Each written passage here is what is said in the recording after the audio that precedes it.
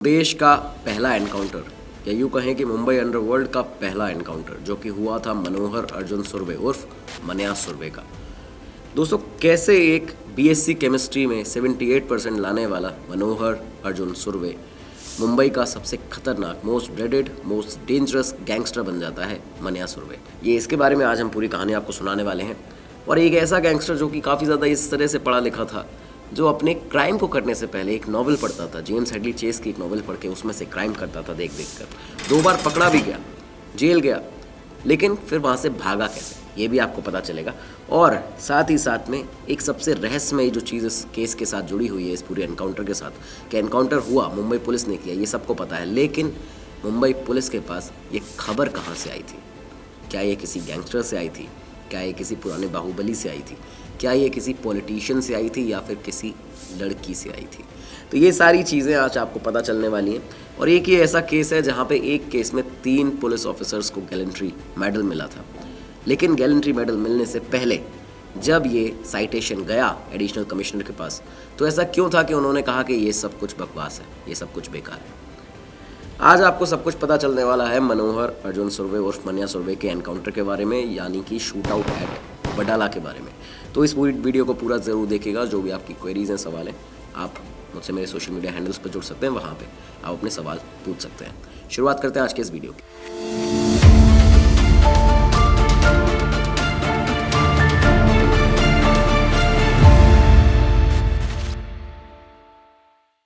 नमस्कार दोस्तों, connecting dots man academy देख रहे हैं आप और मैं हूं वरुण जौहरी। तो दोस्तों, साल 1944 की बात बताई जाती है कि महाराष्ट्र के रत्नागिरी में मनोहर अर्जुन सुरवे का जन्म होता है। घर के हालात ये थे कि एक मिडिल क्लास परिवार था और पिता जो थे वो बचपन में ही गुजर गए थे, तो माँ ने दूसरी शादी भी कर ली थी। अब घर में मन्या की जो माँ थी वो रहती थी, उसके सौतेले पिता रहते थे, उसका सौतेला भाई रहता था और मन्या खुद अपने इस घर में रहता था। ये जो घर था इनका, ये इस समय पे रत्नागिरी में था, लेकिन जब 8 साल की उम्र हुई तो 1952 में ये जो लोग थे, पूरा परिवार मुंबई आ जाता है। मुंबई में परेल में एक चौल के अंदर ये लोग रहना शुरू कर देते हैं। यहाँ पे जो सौतेला भाई था जिसका नाम था भार्गव सुरवे, बताया जाता है कि सौतेला था लेकिन उसके साथ में संबंध बहुत अच्छे रहते थे। इन लोगों के बीच में कभी कोई मन मुटाव टाइप की कोई चीज़ इस तरह की नहीं थी। अब यहाँ से समय बीतता है, 1966 और 67 की बात बताई जाती है, जब 22 साल की उम्र हुई। उम्र के साथ साथ में इरादे जो थे वो भी बनने लगे। मनोहर के बारे में बताया जाता है, यानी कि मन्या सुरवे के बारे में, कि पढ़ाई में बेहद ज़्यादा तेज़ था। और दूसरी तरफ जो उसका सौतेला भाई था भार्गव सुरवे, उसके बारे में बताते हैं काफ़ी ज़्यादा क्रिमिनल एक्टिविटीज़ में था। पहले उसने अवैध शराब का भी काम किया, उसके बाद में वसूली करना शुरू कर दिया, तो लोग उसको भार्गव दादा के नाम से भी जानते थे। ये जो पूरा एरिया था दादर का, जहाँ पे ये सारी चीज़ें करता था, तो उस समय पर भार्गव क्या था कि एक बहुत ही टिपिकल महाराष्ट्रियन कपड़े पहन के रहता था, लोगों से रंगदारी करता था, उनसे वसूली करता था और मारता पीटता, डरता धमकाता था। तो इस वजह से लोग उसको दादा कहकर यहाँ पे बुलाते थे इस पूरी चौल के अंदर। और दादर के अगर बाज़ार में बाद में ये लोग परिवार के साथ अपने शिफ्ट भी हो जाते हैं। पहले परेल में रह रहे थे, परेल चौल में, वहाँ से अब दादर शिफ्ट हो जाते हैं।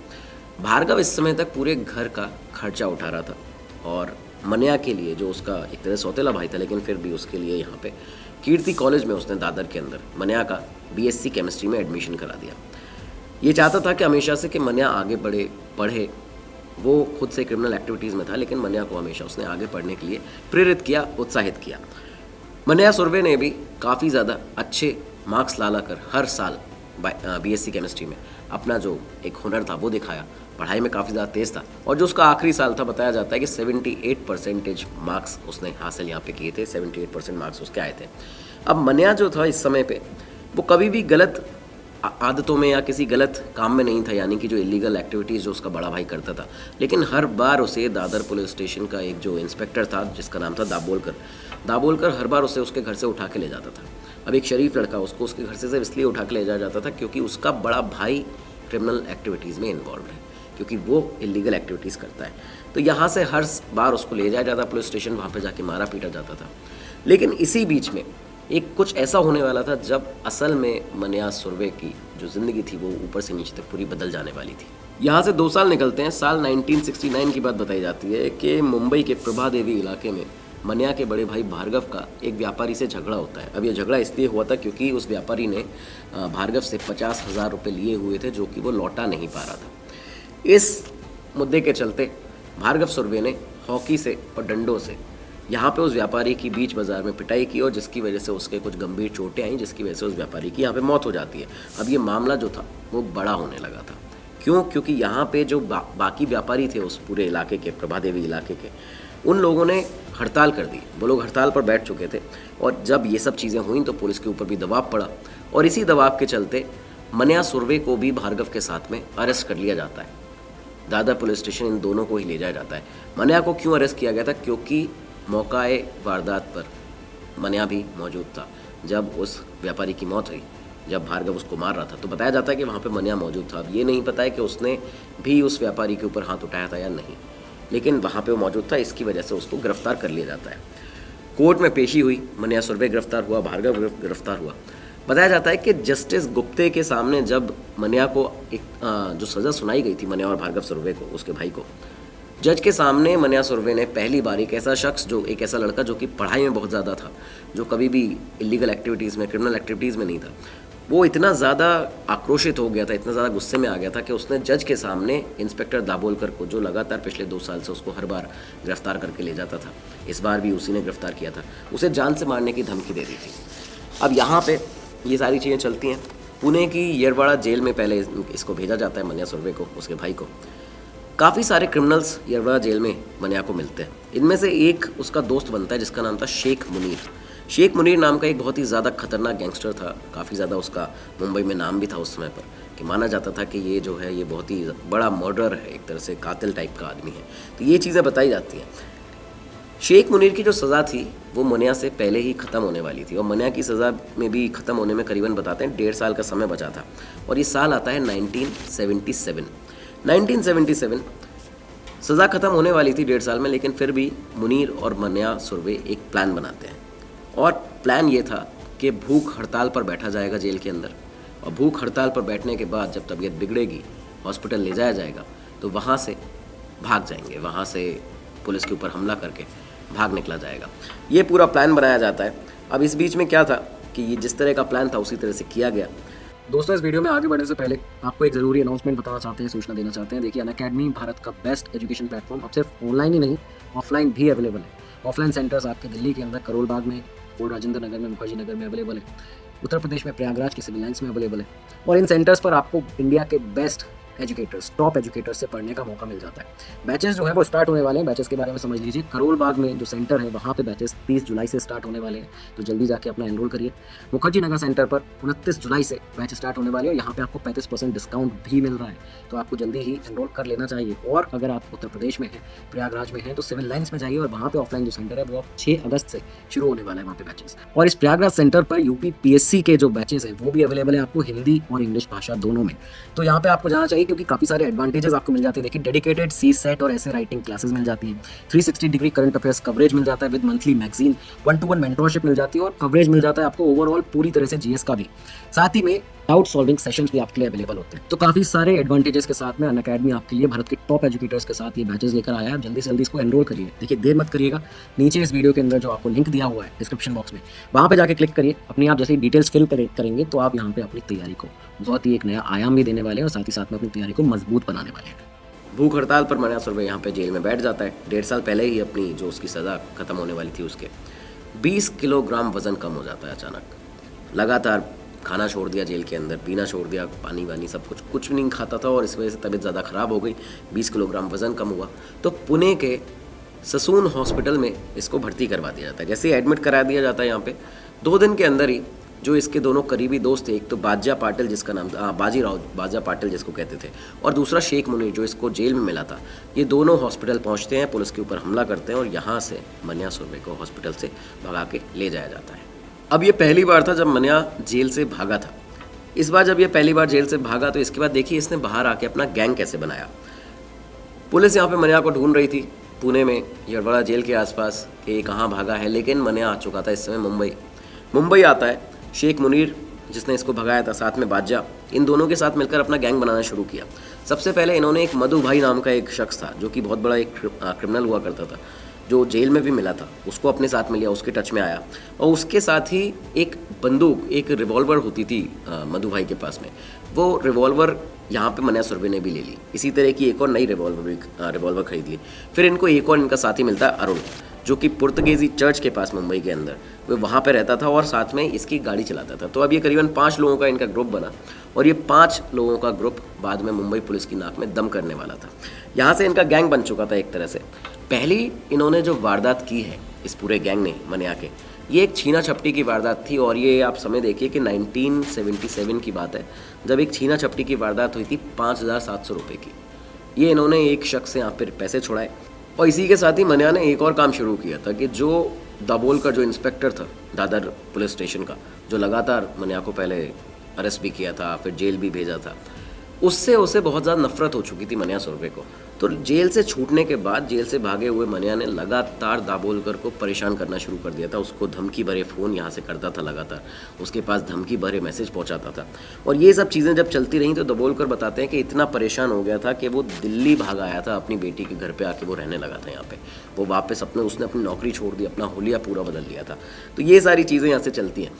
इसी बीच 4 मार्च 1977 को बताया जाता है कि क्राइम ब्रांच की टीम, जो कि लगातार मन्या को पकड़ने के लिए निकली हुई थी, उसकी सर्च में थी, सर्च ऑपरेशंस चल रहे थे।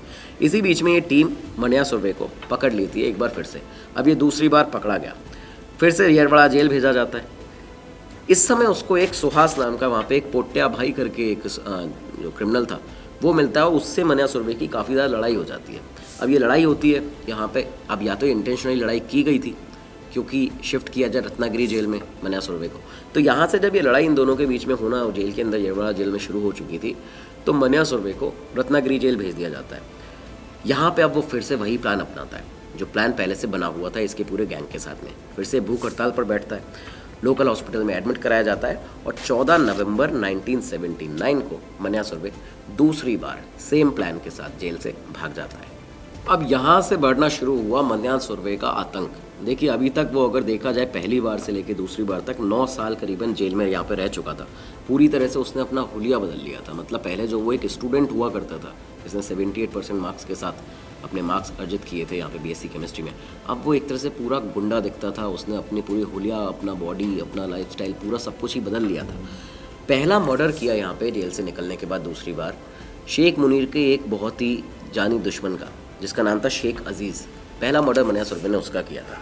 इंग्लिश मीडियम में क्योंकि पढ़ा हुआ था हमेशा से, तो जेम्स हेडली चेस की नॉवल आती थी, उनको बहुत ज़्यादा पढ़ता था और बताते हैं कि उसके हर क्राइम में, जितने उसने क्राइम किए, उसमें कहीं ना कहीं उसने उस नॉवल के अंदर से कुछ ना कुछ आइडिया लिया है, कुछ ना कुछ प्लान बनाया है। मन्या सुरभि, शेख मुनीर, बादजा, इन सब ने मिलकर जो अपना एक गैंग बना लिया था। इस गैंग ने 1979 से लेकर 1981 इन 2 सालों में मुंबई में बेहद ज़्यादा आतंक फैलाया था।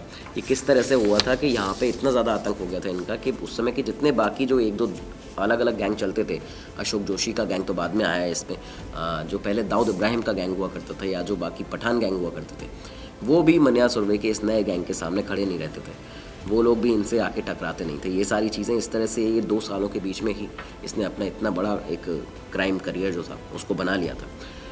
क्योंकि ये बहुत ज़्यादा बिगड़ने लगा था, तो अब घर वालों को टेंशन हुई, ये फिक्र हुई कि ये भाई इसका क्या अंजाम होगा, ये गलत रास्ते पे तो निकल ही गया, इसका अंजाम क्या होगा। एक अच्छा खासा लड़का जो था वो बिगड़ चुका है। तो मन्या सुरभि की शादी करा दी जाती है जिससे कि वो सुधर जाए।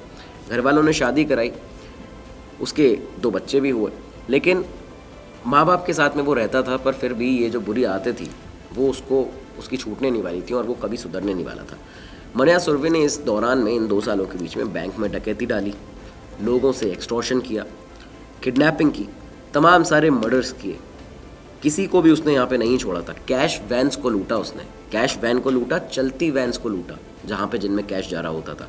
एक ऐसी ही चलती हुई वैन को इन्होंने लूटा था इसके पूरे गैंग ने, और बांद्रा में आके मुंबई के अंदर उस वैन को बीच में छोड़ दिया था, पूरा पैसा वहाँ से निकाल के। एक और केस हुआ था जहाँ पे पुलिस वालों के ऊपर बहुत बुरी तरह हमला किया गया था, जहाँ पे 2 कांस्टेबल थे जिनके ऊपर गुप्ती जो एक हथियार होता है उससे हमला किया गया था। और इसके साथ ही ये जो पैसे जहाँ से कमाता था उन सब से लगातार हथियार खरीदते थे ये लोग। ये पूरा क्रिमिनल माइंडसेट है। आप देखिए यहाँ तक आते आते उसका माइंड पूरी तरह से कन्वर्ट हो चुका है। वो एक क्रिमिनल माइंडसेट उसका जो है वो बन चुका है। मन्या इस समय तक 35 साल की उम्र हो चुकी थी, 35 साल का था और उसे अब पैसों की ज़रूरत थी, क्योंकि जब भी पैसा आता था तो उनसे हथियार खरीद लेते थे, बाकी चीज़ें ये लोग ले लेते थे। बताते हैं कि हाथ गोले भी थे उसके पास में, जो बॉम्ब होते हैं एक तरह के, तो ये सब भी चीज़ें उसके पास में थी। तो अब पैसों की सडनली ज़रूरत पड़ी। यहाँ पे ये दिखता है कि मन्या सुरभि उसके दुश्मनों को तो छोड़ता ही नहीं था, उसके दोस्तों तक को भी उसने नहीं छोड़ा। ये किस तरह सामने आता है? पहली बार जब इस तरह से पैसों की ज़रूरत पड़ी तो एक पुराने दोस्त था उसका, उससे उसने पैसे मांगे, लेकिन उस दोस्त ने मना कर दिया, उसने टाल दिया कि मेरे पास में भी पैसे नहीं है। तो ये बात बताई जाती है 1977 में ही एक दिन मुंबई के माहिम के अंदर एक जिम है, वहाँ पे मन्या सुरभि पहुँचता है। बताया जाता है कि वो जिम आज भी वहीं पे उस जगह पे मौजूद है। तो इस जिम में मन्या सुरभि यहाँ पे पहुँचता है।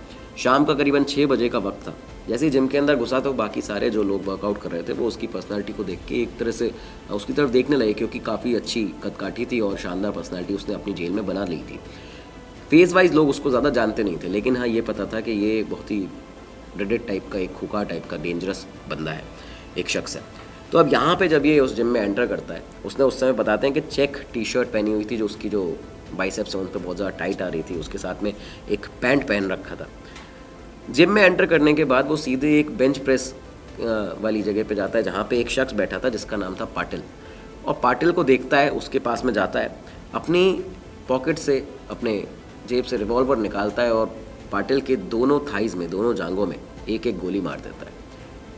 पूरा जिम के में जितने भी लोग थे वो सब सन्न रह गए थे, शॉक हो गए थे कि आखिर ये सडनली हुआ क्या। एक शख्स आया, अपना टारगेट देखा, वहाँ पे गया, उसको जाके सीधा बिना किसी डर के, बिना किसी झिझक के जाके उसको गोली मार दी।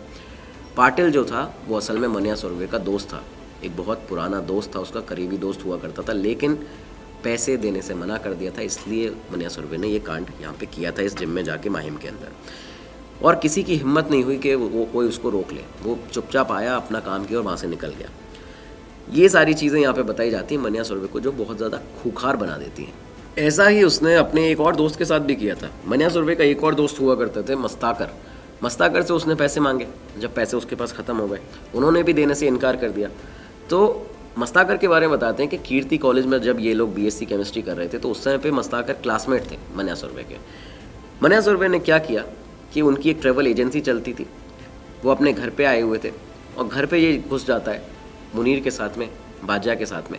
इनका पूरा एक तरह से गैंग इनके घर में घुसा, मस्ताकर को जाके अपने ही दोस्त को बुरी तरह से मारा पीटा। उनकी बेटी थी वहाँ पे, जब वो बीच में आई तो उनको चाकू की नोक पर रोक लिया और ये सारी चीज़ें चलते हुए वहाँ पे बहुत बुरी तरह उन्हें पीटा जाता है और उनकी बेटी के सामने ही उनके चेहरे पर तेज़ाब फेंक दिया। ये मन्या सुरभि ने अपने एक और दोस्त के साथ में किया। तेज़ाब का जब भी जिक्र आता है मन्या की स्टोरी में, उसकी क्राइम स्टोरी में, करियर में, तो ये सामने आता है कि उसको ख़तरनाक बनाने में एक ये चीज़ भी बहुत ज़्यादा शामिल थी, क्योंकि मन्या के बारे में बताते हैं कि एक रिवॉल्वर, एक जेब में चाकू, दूसरी जेब में तेज़ाब की छोटी बोतल, इस तरह की चीज़ें वो रखता था। और कुछ लोग तो ये बताते हैं कि उसके जो बैग एक साथ में हमेशा लेके चलता था अपनी उस बहुत ही बलवान सी पर्सनैलिटी के साथ में, तो उस बैग के अंदर हथगोले भी रहते थे।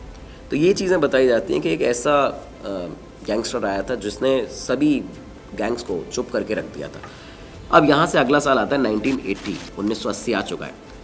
मन्या सुरभि और मुनीर ने, शेख मुनीर ने, प्रभा देवी इलाके के अंदर देना बैंक है, देना बैंक में एक व्यापारी जो वहाँ से निकल रहे थे, उनका ये लोग बहुत देर से इंतज़ार कर रहे थे बाहर। जैसे ही वो व्यापारी निकले, उनको निशाने पर लिया, उनके ऊपर बंदूक तान दी, कहा कि ये बैग जो है वो हमें दे दिया जाए।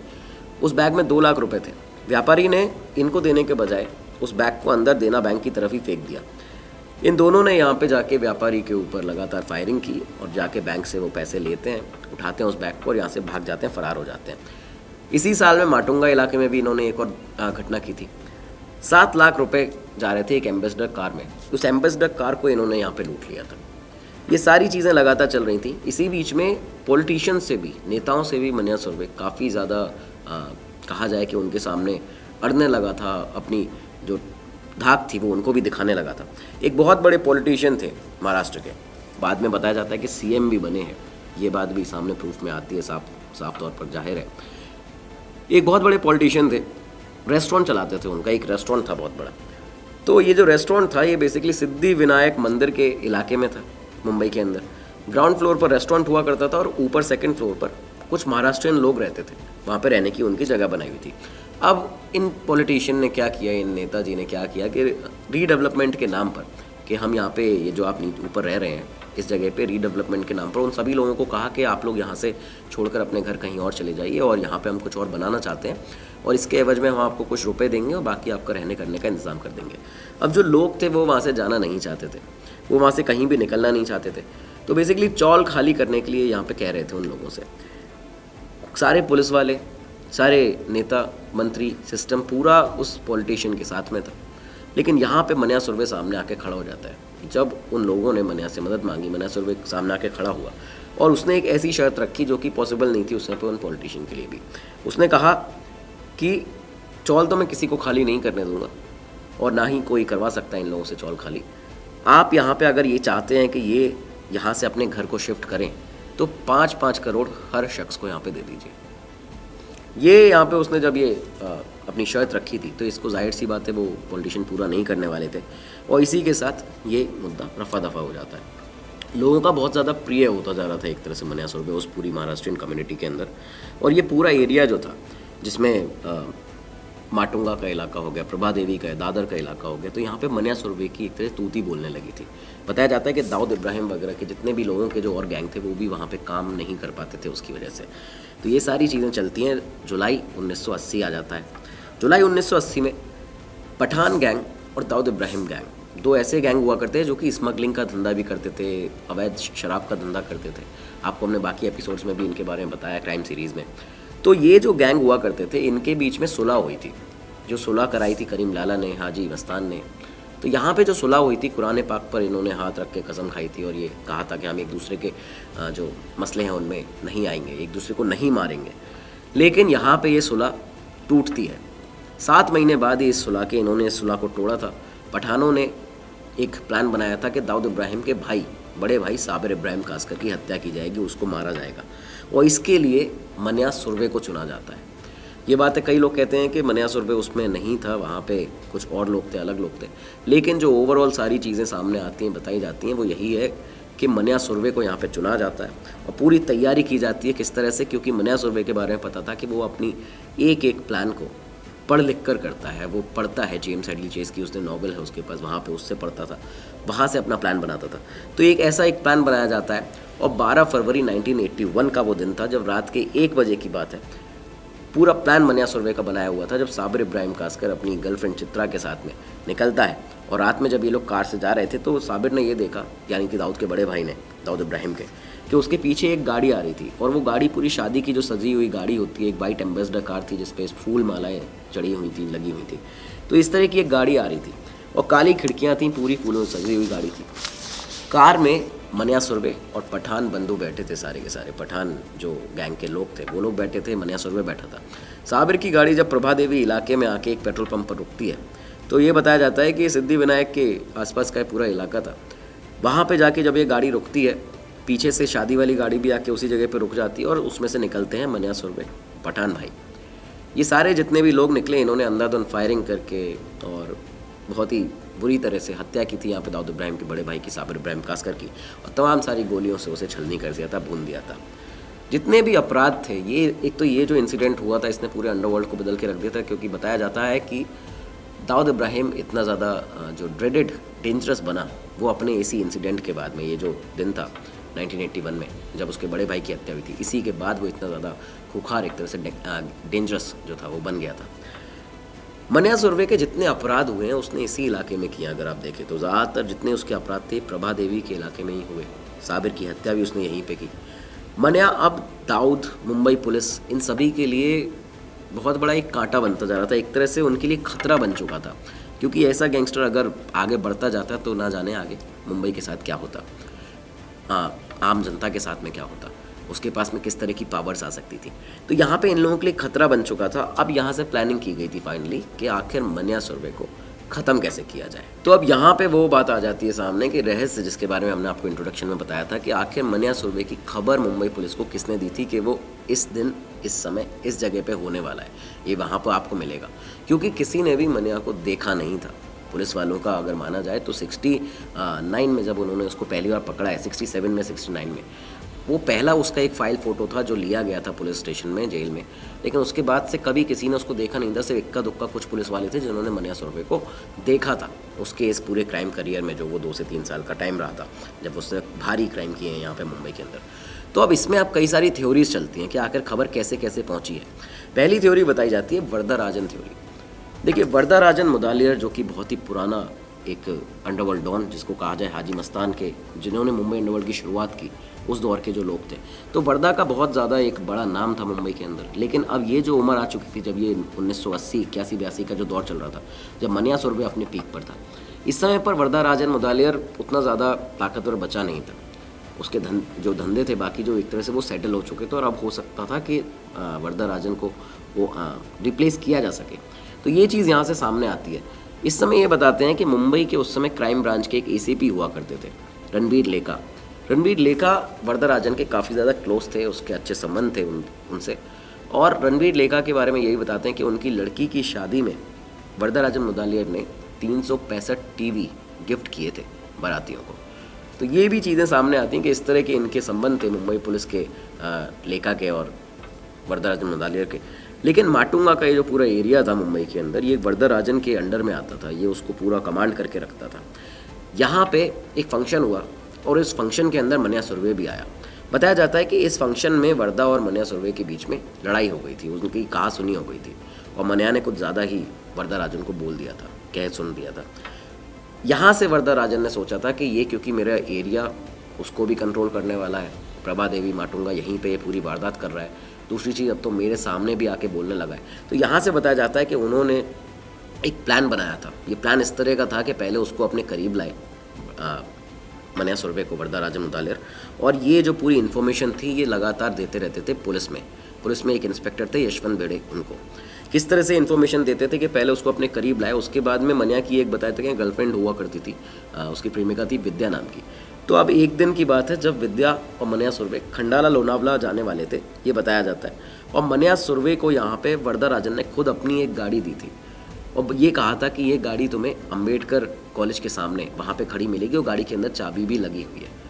अब ये पूरा प्लान इसलिए किया था, ये प्लॉट, जिससे कि किसी ने मन्या को देखा नहीं है, लेकिन वहाँ पे पहले से ही पुलिस वाले तैनात होंगे, और जब मन्या सुरभि जाके उस गाड़ी में जस्ट बैठेगा, क्योंकि उसमें चाबी भी लगी हुई है और वो गाड़ी रेडी है जस्ट, तो आपको आके सिर्फ बैठना है, ये पता चल जाएगा कि ये कौन शख्स इस गाड़ी के आसपास आके इसमें बैठ रहा है, यानी कि वही मन्या सुरभि हो। उसके बाद पुलिस वाले यहाँ पे अटैक कर देंगे। एक तो ये थ्योरी बताई जाती है। इसके बाद दूसरी थ्योरी बताई जाती है। तो पहला थ्योरी बेसिकली यही है कि वरदराजन मुदालियर ने मन्या सुरभि को ख़त्म कराया मुंबई पुलिस को खबर देके। दूसरी थ्योरी आती है दाऊद एंगल। दाऊद इब्राहिम का एंगल बहुत ही जेन्युइन है और जायज़ है। इस तरह से जायज़ है क्योंकि साबिर इब्राहिम कासकर की, दाऊद के बड़े भाई की हत्या में मन्या सुरभि का बड़ा हाथ था, ये बताया भी जाता है। पॉलिटिकल लोग कई सारे जो थे, मुंबई पुलिस जो थी, वो सभी लोग चाहते थे कि मन्या सुरभि अब ख़त्म हो जाए, इसको ख़त्म किया जाए। तो ये कहते हैं कि दाऊद की तरफ से टिप मिली थी 11 जनवरी 1982 को कि मन्या सुरभि अपनी गर्लफ्रेंड जो है विद्या, उससे मिलने वाला है। यहाँ पे ये 2-3 चीज़ें साफ़ हैं कि अंबेडकर कॉलेज के सामने एक गाड़ी के इंतज़ार करते के समय उसको मारा गया था और डेट यही थी 11 जनवरी 1982, और साथ ही साथ में वो अपनी गर्लफ्रेंड विद्या से मिलने जाने वाला था। ये एग्जैक्ट सारी चीज़ें क्लियर हैं, लेकिन बताया किसने ये आज तक क्लियर नहीं है।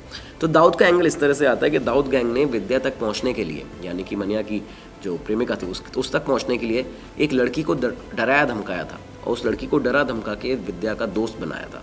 काफ़ी लंबे समय तक इन्होंने 5 महीने का ये टाइम बताया जाता है कि 5 महीने का समय लिया, और बाद में उस लड़की से खबर मिली थी कि इस दिन ये लोग खंडाला जाने वाले हैं, खंडाला लोनावला जाने वाले हैं, और ये विद्या जो है मन्या सुरभि के साथ में इस दिन जाएगी। ये सारी चीज़ें पता चली थी। वहाँ से दाऊद इब्राहिम की तरफ से मुंबई पुलिस को एक टिप मिला और वहाँ से फिर ये एनकाउंटर हुआ। तीसरा एंगल बताते हैं पुलिस एंगल। अब ये पुलिस का एंगल क्या है, देखिए, जिसको सबसे ज़्यादा माना जाता है कि इस तरह से ये चीज़ आगे हुई थी, जिसको ऑथेंटिसिटी, जिसकी क्रेडिबिलिटी भी काफ़ी ज़्यादा है, वो ये है कि क्राइम ब्रांच ने 18 लोगों की टीम को तैयार किया था। अलग अलग जगह पर ये टीम जो थी वो रेकी करती थी, सर्विलांस करती थी और उसको घेरने के लिए खड़े रहती थी। ऐसे ही उस दिन भी हुआ था। इस टीम में यशवंत बेड़े सीनियर इंस्पेक्टर थे, ठीक है। 3 रास्ते होते हैं मुंबई में बेसिकली एंटर करने के, एक वाशी नाका, एक दहीसर चेक नाका और एक मुलुंड चेक नाका। ये तीनों नाके पर यहाँ पे 3 अलग अलग टीम्स को रख दिया गया था, इन 18 जो ऑफिसर्स थे इनकी, और ये सारी टीम यहाँ पे बैठी थी और एक पूरी बड़ी प्लानिंग की गई। उसके बाद ये एनकाउंटर फाइनली किया गया है। वो ये बताते हैं कि इस पूरी टीम में सिर्फ 2 लोग थे जो मन्या को पहचानते थे, तो उन दोनों लोगों को अम्बेडकर कॉलेज के पास में वहाँ पे तैनात किया गया था। और फाइनली वो वहाँ पे आता है मन्या सुरभि, और ये जो एनकाउंटर था, जो देश का पहला एनकाउंटर या मुंबई अंडरवर्ल्ड का पहला एनकाउंटर, इसको अंजाम दिया गया था, ये बताया जाता है। तो ये अब हमने आपको 3 थ्योरीज बताई कि आखिर क्या क्या थ्योरीज मन्या की सुरभि की जो डेथ है उसके साथ में जुड़ी हैं, लेकिन एग्जैक्टली एनकाउंटर में हुआ क्या था ये समझ लीजिए, जिसको बाद में जो गैलेंट्री मेडल मिले उसमें भी आगे इसको रखा गया। साल था 1981। मुंबई पुलिस कमिश्नर जूलियो रिबेरो ने एक टीम बनाई थी। Senior inspector Isaac Samson, inspector Yashwant Bhide, sub inspector राजा तांबत, संजय परांडे और इसाक बागवान इस पूरी टीम में शामिल थे। तो ये टीम बनाई गई थी मुंबई पुलिस कमिश्नर के द्वारा। टीम ने ये देखा कि पहले तो उन्होंने मन्या सुरभि के जो दोस्त थे उनको ट्रैक करना शुरू किया, उनको पकड़ना शुरू किया, और साथ ही साथ में कुछ ऐसे दोस्त भी जिन पर मन्या ने खुद हमले किए थे, यानी कि पाटिल और मस्ताकर, जिसको एक को जिम में जाकर गोली मारी थी इसने और दूसरे को घर में घुस के मारा था। तो ये वो चीज़ें हैं, इन लोगों को यहाँ से अपनी तरफ करना शुरू किया, इनसे इन्फॉर्मेशन लेना शुरू की मन्या की, किस तरह का दिखता है इस समय, कैसा हो गया है, क्या है उसका हुलिया वगैरह सब कुछ पता किया।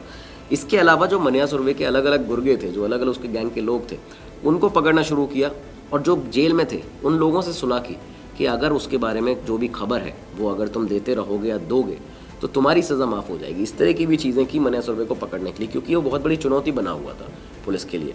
और इसी के तहत यहाँ पे ये किया गया था कि मन्या सुरभि को फाइनली जब उसकी पूरी शक्ल, उसकी किस तरह का वो दिखता है, लगता है, ये सब चीज़ें पता चल गई थी, तो फाइनली ये एक्शन जो था उसको लिया गया था। तो उस दिन कुछ इस तरह की बात हुई थी कि 11 जनवरी 1982 का दिन था। मन्या सुरभि 37 साल की उम्र थी उसकी उस समय। अपनी गर्लफ्रेंड से मिलने के लिए, विद्या से मिलने के लिए पहुंचता है अम्बेडकर कॉलेज वडाला में। वडाला जो आपने मूवी भी देखी होगी, जॉन अब्राहम ने मन्या सुरभि का रोल किया था उसमें, शूट आउट एट वडाला। तो अब ये वडाला यहाँ पे अम्बेडकर कॉलेज के पास पहुँचता है। वहाँ वो अपनी जो उसकी गर्लफ्रेंड थी विद्या, उसको लेकर जाने वाला था नवी मुंबई में, यानी कि आगे जो लोखंडवाला और लोनावला जो जगह है वहाँ पे जाने वाला था। पुलिस को ये बात पता चल चुकी थी। खबर कहाँ से आई इसकी थ्योरीज हमने आपको बता दी। पुलिस की टीम यहाँ पे पहुँचती है और कॉलेज के लड़के, क्योंकि अम्बेडकर कॉलेज के बाहर की ये पूरी घटना है, तो कॉलेज के लड़कों के ही गेटअप में घूम रही थी। एक तरह से अंडर कवर ऑपरेशन भी कह सकते हैं आप इसको, कि जब अंडर कवर की तरह पुलिस वाले यहाँ पे काम कर रहे थे। सारे पुलिस वाले लड़कों के गेटअप में घूम रहे थे, जो कॉलेज के लड़के थे। उनके हाथ में जो किताबें थी उसको अंदर से काट रखा था, क्योंकि उसके अंदर, किताबों के अंदर रिवॉल्वर छुपाई रखी थी पुलिस वालों ने। तो अपने हाथों में किताबें लेके घूम रहे थे, बुक्स थी जिसके अंदर रिवॉल्वर रखी हुई थी। और जैसे ही सामने से मन्या सुरभि की गर्लफ्रेंड को आता हुआ देखते हैं, वो अपने एक बस स्टॉप पे खड़ी हो जाती है कॉलेज के, वहाँ पे वेट करने लगती है। तो पुलिस वाले नज़र बनाए हुए थे कि अब यहाँ पे मन्या सुरभि आने वाला है।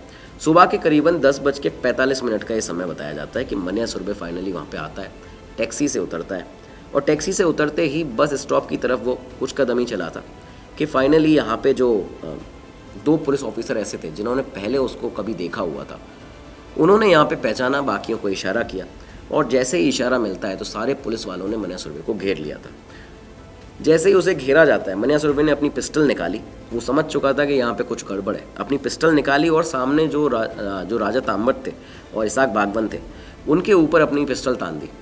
गोलियाँ चलाना यहाँ पे शुरू कर दिया। जैसे ही इसने फायरिंग की, वैसे ही तांबट और बागवान ने भी फायरिंग शुरू कर दी, और 4 गोलियाँ दोनों ने मन्या सुरभि के शरीर में दाग दी थी। टोटल 8 गोलियाँ इस समय तक उसको लग चुकी थी। अब ये पूरी तरह से एक जिंदा लाश की तरह हो गया था उस समय पर, क्योंकि बोल नहीं पा रहा था, सिर्फ आंखें खोलता था हल्की फुल्की, और लेकिन आंखें जब खोलता था तो पुलिस वालों को गालियां देता था। देखिए, उसकी लाइफ में हमेशा से ये रहा, जब उसने कहा कि पुलिस वालों ने ही मेरी पूरी ज़िंदगी को ख़राब किया है। मैं एक अच्छा खासा स्टूडेंट था, लेकिन मुझे क्रिमिनल बना दिया, मुझे गैंगस्टर बना दिया। तो ये सारी चीज़ें थी। अब ये यहाँ पर बताया जाता है कि सायन हॉस्पिटल उसको ले जाया जाता है, लेकिन उस बीच में एक और गोली उसको कांस्टेबल शिर्के ने मारी थी। टोटल 9 गोलियाँ यहाँ पे मार दी जाती हैं। सायन हॉस्पिटल उसको ले जाना था, लेकिन हॉस्पिटल ले जाने से पहले ही एम्बुलेंस में ही मन्या सुरभि को पूरी तरह से ख़त्म कर दिया गया, मार दिया गया। काफ़ी ज़्यादा जो कंट्रोवर्सी है वो भी यहाँ पे बनी थी कि जब वो ज़िंदा था तो उसको पूरी तरह से ले जाया क्यों नहीं गया हॉस्पिटल तक, या फिर उसको आपने पकड़ लिया था तो फिर उसको गोली चलाने की ज़रूरत ही क्यों पड़ी उसके ऊपर, आपको ज़िंदा पकड़ लेते। ये सब चीज़ें ही बाद में उठी थी। तो खैर, यहाँ पर आखिरी सांस तक अपनी वो मुंबई पुलिस को यहाँ पर गाली देता रहा, और यही कहना था उसका कि मुझे जो भी बनाया है, आज जो मैं हूँ वो इन लोगों की वजह से हूँ, मुंबई पुलिस की वजह से हूँ। और इस तरह से मन्या सुरभि का यहाँ पे दी एंड हो चुका था। सुरवे के बाद उसके पूरे गैंग को भी उसी साल में ख़त्म कर दिया था। एक जो शेख मुनीर था उसका एनकाउंटर उसी साल में कर दिया गया था 81-82 में ही। और उसके बाद में जो बादशाह पाटिल थे वो भी बाद में अरेस्ट हुए, बाद में उसके बाद छूट गए। आज वो बताया जाता है कि बहुत ही चैन की सुकून की ज़िंदगी बिता रहे हैं, सुधर गए हैं। तो ये सारी चीज़ें बताई जाती हैं। लेकिन पुलिस के साइटेशन में जब अब ये गैलेंट्री मेडल की बात आई कि पहला एनकाउंटर देश का, मुंबई अंडरवर्ल्ड का पहला एनकाउंटर पूरी टीम ने अच्छे से कर लिया है, एक इतने बड़े ड्रेडेड डेंजरस गैंगस्टर को यहाँ पे ख़त्म कर दिया, मार दिया है। तो अब जब ये बताया जाता है कि साइटेशन जब गैलेंट्री मेडल के लिए दिया गया और उसको लिखा गया, उसमें साफ तौर पर ये बताया गया था उसमें कि हमने जैसे ही मन्या को गाड़ी से निकलते हुए देखा तो इंस्पेक्टर भिड़े और इंस्पेक्टर संजय परांडे ने उसे पकड़ लिया। उसने पिस्टल निकाली और एसिड की बोतल निकाली। हमने उन दोनों को कब्जे में लिया, एसिड की बोतल और उसकी पिस्टल को, उसको क्योंकि हम पकड़ चुके थे। और उसके बाद मन्या ने क्या किया कि हमारे हथियार छीने और हम पर हमला करने की कोशिश की। इसके रिटेलिएशन में संजय तांबत, जो राजा तांबत और जो इसाक बागवन थे, इन दोनों ने गोलियां मारी हैं मन्या सुरवे को अपनी जान बचाने के लिए। ये साइटेशन जो थी गैलेंट्री मेडल के लिए जो लिखी गई थी, ये जब एडिशनल कमिश्नर क्राइम ब्रांच के पास में जो डी रामाचंद्रन थे उनके पास में जब गई थी तो उन्होंने कहा था कि ये सब कुछ बेकार है, ये सब कुछ बकवास है। क्यों? क्योंकि अगर आपने उसको पकड़ लिया था तो फिर एनकाउंटर करने की ज़रूरत ही क्या थी। ये चीज़ यहाँ से सामने आई। लेकिन पुलिस वालों का जो मोरल था, पहला एनकाउंटर था, मोरल डाउन ना हो जाए, वो डीमोटिवेट ना हो जाए। तो ये बताया जाता है कि उसके बाद में आगे रिकमेंड किया गया, दोबारा से एक साइटेशन बनाया गया और उसके बाद फाइनली जो ये अकेला ऐसा केस हुआ जिसमें 3 पुलिस ऑफिसर्स को गैलेंट्री मेडल से सम्मानित किया गया था, गैलेंट्री मेडल उनको मिला था। खैर ये थी पूरी कहानी मन्या सुरवे के एनकाउंटर की, देश के पहले एनकाउंटर की, मुंबई अंडरवर्ल्ड के पहले एनकाउंटर की, जिसको आप लोग आज शूट आउट एट वडाला के नाम से जानते हैं। और काफ़ी अच्छी मूवी है वो। लेकिन गैंगस्टर हो, आतंकवादी हो, जो भी लोग हो, ये जो गलत रास्ते पर जाएगा उसका अंत इसी तरह का होता है। अगर जेल से निकलने के बाद भी या अपनी सज़ा पूरी करके निकलता मन्या सुरवे, कुछ किसी अच्छे रास्ते पर दोबारा से आता तो वो एक अच्छा शख्स बन सकता था बाद में भी। मतलब वो पहले जो शख्स था वही उसको कंटिन्यू आगे कर सकता था। लेकिन उसने एक गलत रास्ता चुना और उसके बाद में काफ़ी ज़्यादा गलत तरीके से उस रास्ते पर चला है। गलत रास्ते को भी उसने बहुत ही खूंखार तरीके से अपनाया था और उसके बाद जो तबाही एक तरह से मचाई उसने उन 2-3 साल में मुंबई अंडरवर्ल्ड में, डकैतियाँ डाली, मर्डर किए, लूटपाट की। तो ये सब उसका अंजाम यही होना था जो उसका अंजाम हुआ और ये दर्ज है मुंबई अंडरवर्ल्ड के पहले एनकाउंटर के तौर पर। तो ये थी आज की कहानी। उम्मीद है आपको ये कहानी पसंद आई होगी और अपनी जो और सुझाव हैं, जो आपकी रिक्वेस्ट हैं, किन किन टॉपिक्स पर आपको वीडियो चाहिए वो ज़रूर देते रहिएगा। और साथ ही साथ में अनअकैडमी के जो सारे कोर्सेज़ हैं डिस्क्रिप्शन में जाके इस लिंक पर ज़रूर क्लिक कीजिएगा। यहाँ पे आप अपनी तैयारी को जाके मजबूत बनाएंगे। इस फॉर्म को फिल करिए, काफ़ी सारी इन्फॉर्मेशन आपको मिलेगी। अब मिलते हैं अगले एपिसोड में, तब तक के लिए दीजिए इजाज़त। नमस्कार, धन्यवाद, जय हिंद, जय भारत।